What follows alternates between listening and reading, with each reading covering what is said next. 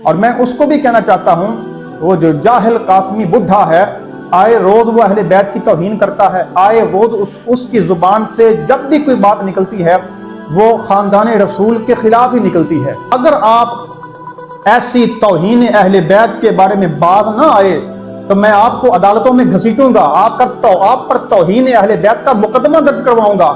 ناد عمر ساری زندگی پڑھتے رہو، کوئی فائدہ نہیں ہے، بلکہ الٹا نقصان ہوتا ہے۔ ناد عمر، ناد عثمان، ناد ابو بکر پڑھیں گے تو ہلاکت میں پڑ جائیں گے، ہلاک ہو جائیں گے آپ۔ ناد علی شروع سے لے کے آخر تک چلا آ رہا ہے، اور یہ عملیات کا حصہ ہے، یہ عقیدے کا حصہ نہیں ہے کہ بھاگ کے اوروں کو بھی دیتے پھرو۔ ناد عمر بھی جائز ہے، کسی نے کہا ناد صدیق اکبر بھی جائز ہے، کل کو کہو کہ ناد معاویہ بھی پڑھو، اور آگے بڑھو گے کوئی اور ٹولہ اٹھے گا، دوسرا ٹولہ وہ کہے گا ناد یزید اور مروان بھی پڑھو۔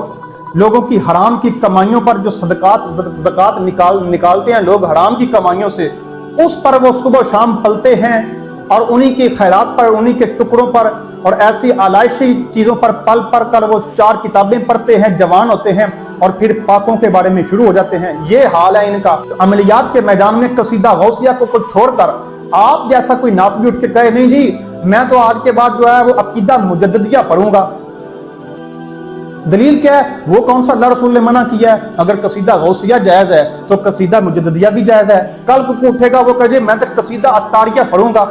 ذوالفقار شاہ صاحب، اب آپ بتائیے، آپ نے صرف اپنے گھر والوں کا، مولا علی کا دفاع کرتے ہوئے صرف اشارتاً بات کیا کہ حضرت یہ جو لفظ آپ نے بولے ہیں ناد عمر والے، یہ اہل سنت کا شعار نہیں ہے، اہل سنت کا منہج نہیں ہے۔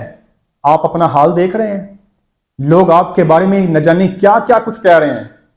اب آپ کو سمجھ آ گئی ہوگی کہ آپ خود دیکھ لیجئے عرفان شاہ صاحب کے ساتھ کیا لوگوں نے کیا ہے۔ ساری زندگی عرفان شاہ صاحب نے ناسبیت کو پروان چڑھایا، خود یہ ناسبی لوگ تیار کیے، صرف اپنی ماں کے بارے میں چند لفظ بولے، سارے لوگوں نے ان کو رافضی بنا دیا۔ وہی حال آپ کے ساتھ ہو رہا ہے۔ تو یہ کیا ہے؟ یہ کسی نہ کسی جگہ پر آپ کو وہ کوئی نہ کوئی ایسا مالی خلیہ آپ کے دماغ کے اندر گھسا ہوا ہے کہ جہاں پر اہل بیت اطہار کی شان کی بات آئے، جہاں پر مولا علی کی شان کی بات آئے، یا جہاں پر آپ کو وجہ وصل خدا کہا جائے یا باب فصل ولایت کہا جائے، اور یہ ناد علی والا مسئلہ رہ گیا تھا، اور یہاں پر بھی جو ہے آپ کو پریشانی لگ گئی، تو میں عوام سنت کو یہ کہنا چاہوں گا کہ خدا را انصاف کیجئے شخصیت پسندی سے۔ کہ آپ نے بار بار اپنی ویڈیو میں کہا کہ قاسمی صاحب یہ جو کچھ آپ کر رہے ہیں یہ اہل سنت کا شعار نہیں ہے، یہ بزرگوں میں سے، اسلاف میں سے کسی نے بھی یہ طریقہ اختیار نہیں کیا۔ اس کے باوجود لوگوں نے آپ کو رافضی بنایا، لوگوں نے آپ کو غیر محتاط بنایا، پتہ نہیں لوگوں نے آپ کو نہ جانے کیا کیا القابات دے دیے۔ یہ جتنے علماء شاہ صاحبان ہیں، سادات کرام ہیں، ان کو یہ باتیں سمجھنی چاہیے کہ یہ وہ ناسبی ہے، وہ ایسے لوگ جو ہوتے ہیں وہ سادات کو کبھی نہیں چھوڑتے۔ آپ ان کے لیے الٹے بھی ہو جائیں نا۔ آپ نے اپنی ویڈیو میں بار بار یہ کہا ہے کہ میں تفضیل شیخین کا قائل ہوں، بلکہ ان کا دفاع کرتے ہوئے میری زندگی گزر گئی ہے، عقیدہ اہل سنت کے تحفظ کے لیے میں نے اتنا کام کیا ہے۔ آپ جتنا مرضی کام گنواتے رہیں، آپ نے ان کے مزاج کے خلاف صرف ایک بات کی ہے۔ اب اپنا حال دیکھ لیجئے۔ شاہ جی ابھی بھی واپس آ جائیے، وقت ہے۔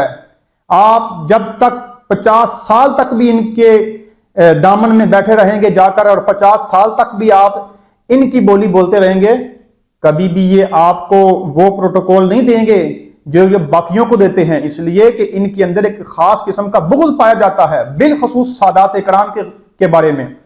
اور میں اس کو بھی کہنا چاہتا ہوں، وہ جو جاہل قاسمی بڈھا ہے، آئے روز وہ اہل بیت کی توہین کرتا ہے، آئے روز اس کی زبان سے جب بھی کوئی بات نکلتی ہے وہ خاندان رسول کے خلاف ہی نکلتی ہے، اور اتنا گند اس کے اندر بھرا ہوا ہے۔ اب آپ دیکھیے کہ اس نے حضرت علی کے بارے میں کیا کچھ نہیں کہا ہوا۔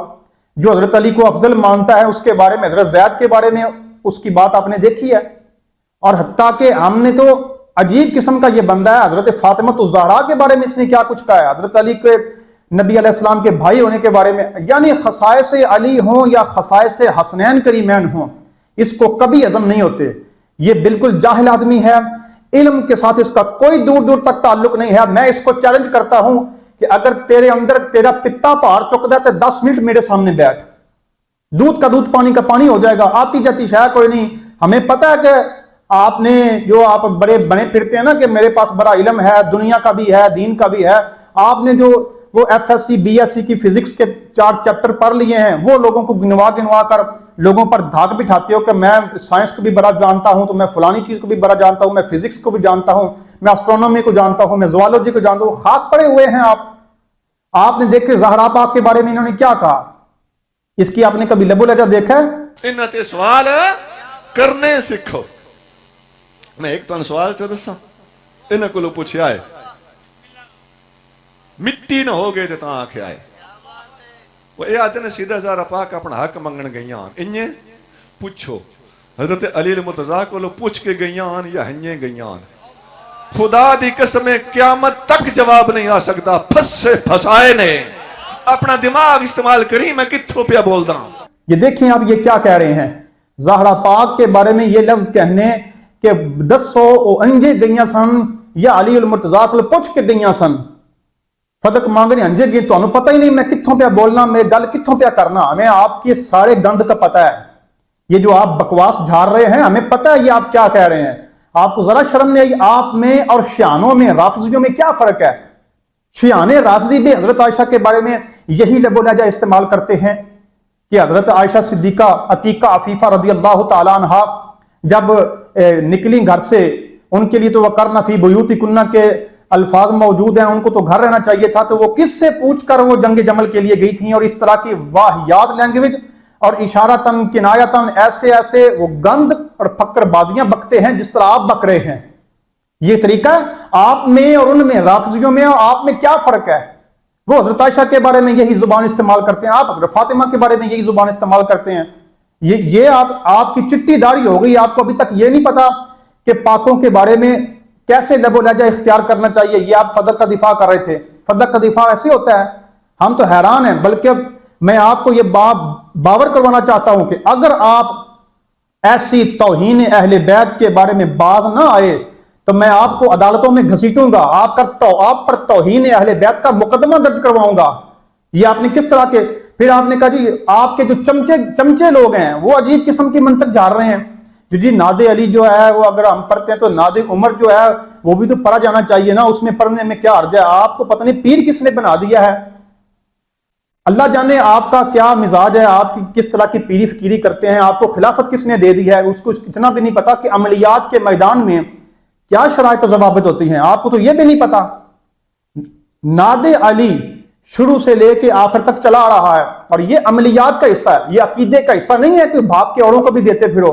ناد عمر بھی جائز ہے، کسی نے کہا ناد صدیق اکبر بھی جائز ہے، کل کو کہو کہ ناد معاویہ بھی پڑھو، اور آگے بڑھو گے کوئی اور ٹولہ اٹھے گا، دوسرا ٹولہ وہ کہے گا ناد یزید اور مروان بھی پڑھو۔ کس طرف لوگوں کو لے کے جا رہے ہیں؟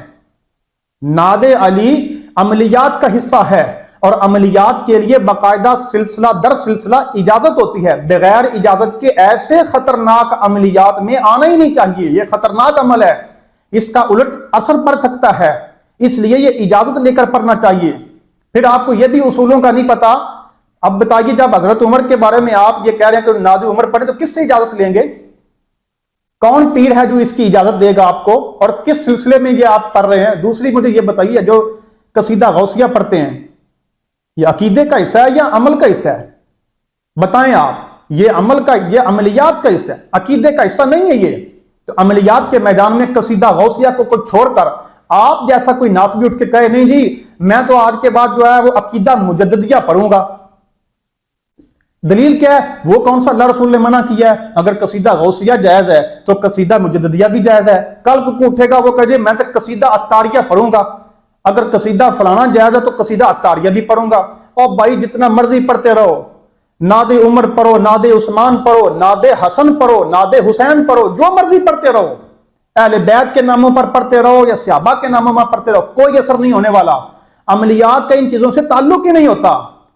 اس طرح آپ قصیدہ غوثیہ کو چھوڑ کر اور جتنے مرضی قصیدے پڑھتے رہیں، ساری زندگی پڑھتے رہیں، کوئی اثر ہونے والا نہیں ہے۔ ایک حضرت کو میں دیکھ رہا تھا، ایسے لوگ جو آ کے مسجد پر بیٹھ جاتے ہیں، لوگوں کی حرام کی کمائیوں پر جو صدقات زکوٰۃ نکالتے ہیں لوگ حرام کی کمائیوں سے، اس پر وہ صبح و شام پلتے ہیں، اور انہی کے خیرات پر، انہی کے ٹکڑوں پر اور ایسی آلائشی چیزوں پر پل کر وہ 4 کتابیں پڑھتے ہیں، جوان ہوتے ہیں، اور پھر پاکوں کے بارے میں شروع ہو جاتے ہیں. یہ حال ہے ان کا. اور پتہ نہیں کیسے لوگ آج کل شیوخ الحدیث کی مستن پر بھی فائز ہو گئے ہیں، جن کے باپ دادا ساری زندگی ڈنگر چارتے رہے ہوں، اور جن کے باپ داداؤں کو استنجے کا بھی طریقہ نہ پتا ہو کہ استنجا کیسے کرتے ہیں، وہ اٹھ کر جو ہے نا وہ ان لوگوں کے بارے میں اس طرح کی زبان درازیاں کرتے ہیں. وہ کیا اسے کہتے ہیں، پنجابی کی مثال ہے، جنہ دے نے پنڈ گڑاں انہاں لی نہیں بہن نو تھا. جو جدی پشتی پیروں کا سلسلہ ہے، یا جو نبیوں کی اولادیں ہیں یا جو ولیوں کی اولادیں ہیں، وہ ساری انہوں نے گمراہ کر دی ہیں. جن کے باپ دادا بیچارے پٹھوں پر کام کرتے ہیں، وہ اٹھ کے ہمیں دین سکھائیں گے. دین سیکھنا ہے تو خاندانی علماء سے سیکھیں، سنجیدہ لوگوں سے سیکھیں جو دلیل کے بل بوتے پر بات کرتے ہیں. اس طرح کے لوگ ہمیں دین سکھائیں. ان کو پتہ ہی نہیں یہ عملیات ہوتے کیا ہیں، نہ اصول سے کا پتہ نہ فروع کا پتہ. مجھے یہ بتائیں، یہ جو قاسمی صاحب اتنا اور ان کے جو ہم نوا اور ہم نوالا ہم پیالہ لوگ ہیں، مجھے صرف ایک، آپ جو اتنے پیر ہیں اس طرح کے چیزوں کو آپ چھیڑتے ہیں جو آپ کا موضوع نہیں ہے، بتائیے مجھے حروف ابجد پر لکھا جانے والا تعویذ اور حروف ابگد پر لکھا جانے والا تعویذ ترکیب میں لحاظ میں مختلف ہو کر بھی تاثیر کے لحاظ سے جیسا کیوں ہوتا ہے؟ آپ پیر بنے پھرتے ہیں نا، بتائیے یہ کیا ہے؟ پھر آپ کا کام ہی نہیں ہے یہ عملیات کے حصے میں جا کے ہاتھ ڈالنا. آپ کا کام ہے صرف لوگوں کو گمراہ کرنا. بس ادھر رہا کریں، آپ اپنی ناسبیت پھیلایا کریں، اپنے کام کیا کریں. یہ کام آپ کا نہیں ہے. پھر ایک حضرت اٹھے انہوں نے کہا جی یہ کیا حضرت عمر جو ہیں وہ حضرت علی کے سے بلند نہیں ہیں؟ تو اگر چھوٹے کا نعت پڑھا جا سکتا ہے تو پھر نعت عمر بھی پڑھا جا سکتا ہے، پھر نعت ابو بکر بھی پڑھا جا سکتا ہے. یہ دیکھیے یہ ان کی علمی حالت ہے. حالت دیکھ رہے ہیں آپ؟ عقل بھی نہیں آپ کو ذرا بھی کہ ان چیزوں میں عملیات کا تعلق کسی کے بلند ہونے سے یا کسی کے کم ہونے سے فرق نہیں پڑتا. مجھے بتائیں، حضرت خضر علیہ السلام کے پاس حضرت موسیٰ علیہ السلام کیا لینے گئے تھے؟ علم لینے گئے تھے نا، روحانی علوم لینے گئے تھے نا، باطنی علوم لینے گئے تھے نا. تو پھر مجھے بتائیے وہ جو علوم لینے گئے تھے تو کیا اس سے ان کا درجہ کم ہو گیا تھا اور خضر علیہ السلام کا درجہ بڑھ گیا تھا؟ اور درجہ بلند ہونا یا کم ہونا، حالانکہ خضر علیہ السلام کا اور موسیٰ علیہ السلام کا کتنا زمین آسمان کا فرق ہے کہ وہ اولو العزم پیغمبر ہیں اور خضر علیہ السلام پیغمبر ہیں کہ نہیں ہیں، یہ بھی ایک متنازع مسئلہ ہے. بہرحال اسی طرح حضرت صدیق اکبر ہوں، عمر فاروق ہیں، عثمان، کوئی ہستی بھی ہو، ہر کوئی اپنے اپنے فیضان کا قاسم ہے. حضرت علی المرتضیٰ فیضان ولایت کے قاسم ہیں، یعنی باطنی علوم کی جو تقسیم ہے وہ آپ کے حصے میں آئی ہے اور ہر کسی کے حصے میں کچھ نہ کچھ چیز آئی ہے. اس طرح حضرت عثمان غنی کے حصے میں کوئی اور چیز آئی ہے، قرات کے مسئلے میں کوئی اور امام ہے، تفسیر کے مسئلے میں کوئی اور امام ہے. آپ کو پتہ ہے عبداللہ بن مسعود کس سلسلے میں امام ہے، عبداللہ بن عباس کس سلسلے میں امام ہے. نبی علیہ السلام کا یہ گلدستہ ہے، ہر پھول کی اپنی اپنی خوشبو ہے. اس کا یہ نہیں مطلب ہوتا کہ کوئی ایک خوشبو دینے والا وہ باقی خوشبو دینے کی ہم بات کریں تو باقیوں کے بارے میں آپ شروع ہو جائیں نہیں اگر اس کے پاس یہ خوشبو ہے تو باقیوں کے پاس یہ کیوں نہیں ہے. یہ کوئی معیار نہیں ہے. حضرت صدیق اکبر کائنات میں وہ واحد ہستی ہیں کہ جو اتنی بلند تر ہیں کہ ان کے علاوہ کوئی بھی فنائیت مطلقہ، نبی علیہ السلام نے اتنا فنا ہے کہ یہ فنائیت مطلقہ پر فائز ہیں. اس کے علاوہ کوئی دنیا میں ہستی نبی علیہ السلام کے بارے میں فنائیت مطلقہ پر فائز نہیں ہے. وہ چاہے علی ہو، حسنین کریمین ہو، ابو بکر، عمر ہو، عثمان، جو کوئی بھی ہو.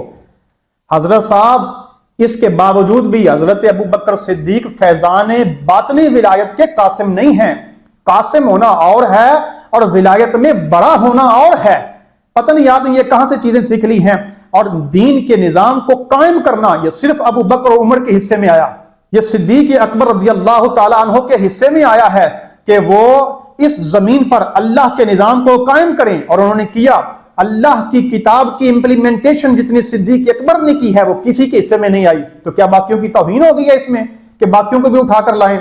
اور اس زمین پر، اللہ کی بنائی ہوئی زمین پر، جتنا نظام عدل فاروق اعظم نے قائم کر دیا تھا وہ نہ عثمان غنی رضی اللہ تعالیٰ عنہ کے حصے میں آیا، نہ حضرت مولا علی المرتضیٰ کے حصے، کسی کے حصے میں نہیں آیا. ہر کسی کا اپنا اپنا کام ہے اور ہر کسی کا کام جو اپنا اپنا ہے وہ خدا نے اس کے ذمے لگایا ہے، وہ اس کو پورا کرتا ہے. تو اس طرح کے اللے تللے اور واہیات چیزوں سے آپ اٹھا کر دین کی امپلیمنٹیشن اتنی وسیع تر کر دیں، وہ چیز جائز ہے تو پھر یہ بھی جائز ہے، یہ جائز ہے تو وہ بھی جائز ہے. اس طرح عقیدے نہیں بنا کرتے. تو میں کہنا یہ چاہتا ہوں کہ شاہ جی آپ کو بھی کہ آپ ذرا نا اپنے گریبان میں جھانکیں کہ آپ ناسبیوں کی بولی بولنا چھوڑ دیں. آپ نے 1 یا 2 بار ایسی چھوٹی سی بھی نشاندہی کی, آپ دیکھ لیجئے یہ لوگ آپ کے ساتھ حال کیا کرتے ہیں. اور اس ناسبی بڈھے کو بھی کہنا چاہتا ہوں, اس پر تو میں ایک الگ پروگرام کروں گا کہ اس کا علمی لحاظ سے حال کیا ہے, اور وہ لوگوں کو کبھی خارجی بناتا ہے, کبھی ناسبی بناتا ہے, کبھی رافضی بناتا ہے, اس کا اپنا حال کیا ہے. ناد عمر ساری زندگی پڑھتے رہو, کوئی فائدہ نہیں ہے, بلکہ الٹا نقصان ہوتا ہے. ناد عمر, ناد عثمان, ناد ابو بکر پڑھیں گے تو ہلاکت میں پڑ جائیں گے, ہلاک ہو جائیں گے آپ. صرف ناد علی ایسی شے ہے, وہ اجازت سے پڑھیں گے اور کسی کامل استاد کی نگرانی میں پڑھیں گے. وہ بھی اگر استاد کے بغیر, شیخ کے بغیر پڑھیں گے, وہ بھی ہلاکت میں ڈالے گا.